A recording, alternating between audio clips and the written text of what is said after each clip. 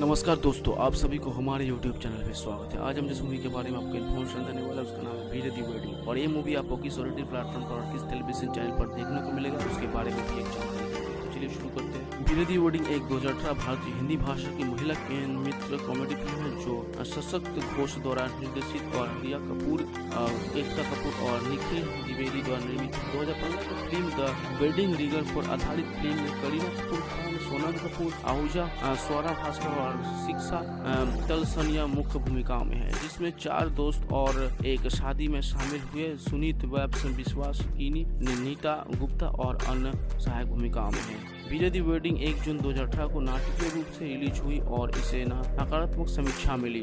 28 करोड़ की बजट में बनी इस फिल्म में दुनिया भर में 139 करोड़ की कमाई की, जो साल की सबसे ज्यादा कमाई करने वाली हिंदी फिल्म के रूप में उभरी और एक फिल्म के लिए सबसे ज्यादा महिला नेतृत्व की विशेषता उसे 64वें फिल्म फेयर पुरस्कार में 3 नामांकन प्राप्त हुए, जिसमें तलसानिया और भास्कर के लिए सर्वश्रेष्ठ सहायक भूमिका शामिल है। कहानी 4 दोस्तों के बारे में सभी युवा महिलाओं जो पारिवारिक और यौन संबंधों के साथ मुद्दों का सामना कर रही है। कालिंदी ऑस्ट्रेलिया में 2 साल से अपने प्रेमी ऋषभ के साथ रह रही है, लेकिन उसे शादी के लेकर केविन और वो शादी के विचार को सौदांतिक विरोध करती है। उसके माता पिता बहुत लड़ते थे और उसके पिता किसान ने उसकी माँ की नेतृत्व के तुरंत बाद दूसरी शादी कर ली। जब ऋषभ उसे प्रपोज करते हैं तो कालिंदी हैरान रह जाते हैं, लेकिन फिर ऋषभ की खुशी के लिए शादी के लिए राजी हो जाते हैं। जबकि दिल्ली में पेशे वकील है जिनकी विशेषज्ञता तलाक के मामले है, उसकी माँ उसके लिए एक उपयुक्त वर की तलाश कर रही है, लेकिन यज्ञनी का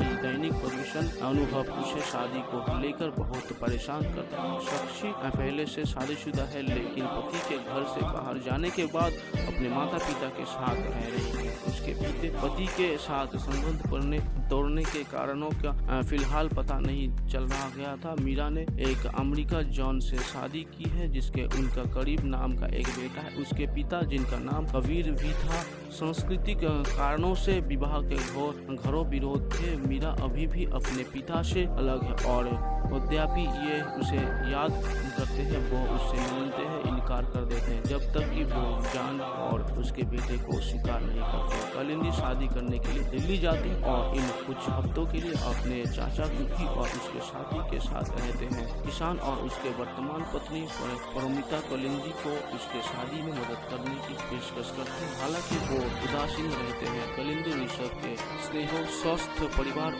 और एक दूसरे के साथ उनकी गहरी सहायता भागीदारी से अभिभूत है। वो इस तथ्य के परेशान है कि वे हिंदू विवाहों में से जुड़ी धार्मिक समारोह और प्रत्येक अनुष्ठान के महत्व पर बहुत अधिक महत्व देते हैं। वो उसे आकर्षक पाती है और चाहती है कि शादी के बाद वे उससे बहुत उम्मीद करेंगे, क्योंकि उसने हमेशा अपनी स्वतंत्रता और व्यक्तिगत को समझाया है। ऋषभ का परिवार इस बात से हैरान है कि कालिंदी का शायद यही कोई परिवार है कि वो किसान से भी अलग है। वो ये कि अविवाहित है और उसका एक लिव इन पार्टनर है। कालिंदी की तीनों दोस्त सगाई समारोह में शामिल होते हैं, जो एक उपद्रव में वो बदल जाते हैं। अपनी नशे में धुन हो जाती है और ऋषभ को चचेरे भाई भंगारी के साथ जो जाती है, जो उसके लिए एक आदर्श अजनबी है। वे पकड़े जाते हैं। साक्षी गणपश करने वाली महिलाओं की जियो से परेशान होकर पार्टी को बीच में ही छोड़ देते हैं। मीरा से उसके परिवार के धार्मिक झुकाव के बारे में पूछताछ की जाती है। ऋषभ भी कालिंदी के उचित परिवार और दोस्तों के ना होने पर टिप्पणी करते हैं। ये उसे क्रुद्ध करता है और वो अपनी सगाई की पार्टी छोड़ देता है। अगली सुबह अपनी साक्षी और मीरा कालिंदी की सबसे पुराने घर में पाते हैं, जहाँ वो पली बड़ी थी। ऋषभ कालिंदी से माफी मांगते हैं और वे समझौता कर लेते हैं। कालिंदी उसे बताता है कि वो उसके परिवार की उम्मीदों पर खरा नहीं उतर पाएंगे और वे सौहार्दपूर्वक सगाई तोड़ देते हैं। इससे नाखुश अपनी साक्षी और मीरा अपने साथ तर्क करने की कोशिश करती है। कालिंदी उसके बजाय अपने प्रत्येक मृत्यु की खामियों को इंगित करती है, जिसके परिणाम स्वरूप एक तर्क होता है। साक्षी वो साक्षी ये मानती है कि वो मुसीबत में बहुत अधिक अभिभूत हो गए हैं। अपने दोस्तों के थाईलैंड में छुट्टियां मनाने के खरीदगी है वे फिर से जुड़ते हैं और अपने संबंधित मुद्दों के बारे में माफ हो जाते हैं। कालिंदी अपने प्रतिनिधिता के मुद्दों के बारे में, अपनी सही लड़के से शादी करने की इच्छा के बारे में और साक्षी के बारे में कि उसका पति उसे तलाक नहीं देना चाहता। एक दिन वो उनके शयन कक्ष में गए और पाया कि वो एक वाइब्रेटर के साथ हस्तमैथुन कर रहे थे। हैरान उसके लिए उसे तलाक देने का फैसला किया। साक्षी को अपने माता पिता को उसे तना बताने की शर्म आती है। मीरा बताती है कि उसने और जान ने अपने बेटे के जन्म के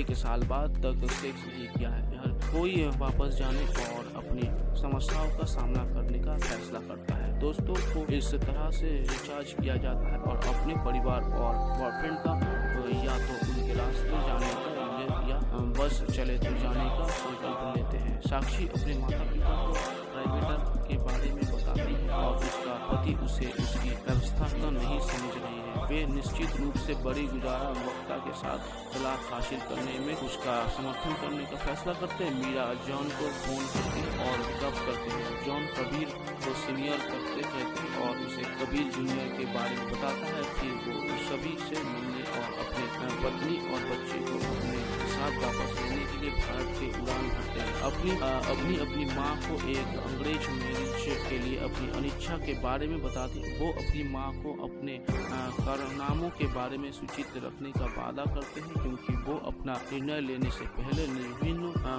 होकाप की कोशिश करते हैं। कालिंदी के दोस्त मिशन के साथ अपने झगड़े को सुलझाने के लिए कुकी पर दबाव डालते हैं जो संपत्ति और जीवन शैली दोनों के बारे में है। आखिरकार भाई बात करते हैं और अपने मुद्दों को हल करते हैं और क्योंकि उनमें से किसी की उत्तराधिकारी नहीं है, वे परिवार के घर को कालिंदी में अपनी शादी के उपहार के रूप में स्थानांतरित करके सुझाव को स्वीकार करते हैं। वो फिर ऋषभ को प्रपोज करती है और वे शादी करने का फैसला करते हैं। शादी उसके घर में होती है जैसे कि भारत में पारंपरिक है और समारोह का मेहमानों के साथ एक छोटा मामला है। साक्षी ने गणपश करने वाली महिलाओं के बाद यह अपने उदार तलाक के समझौता की तरफ सबकी तोड़ दिया। अपनी को पता चलता है कि भंडारी उससे दिलचस्पी रखते हैं और वो उसे एक मौका देने का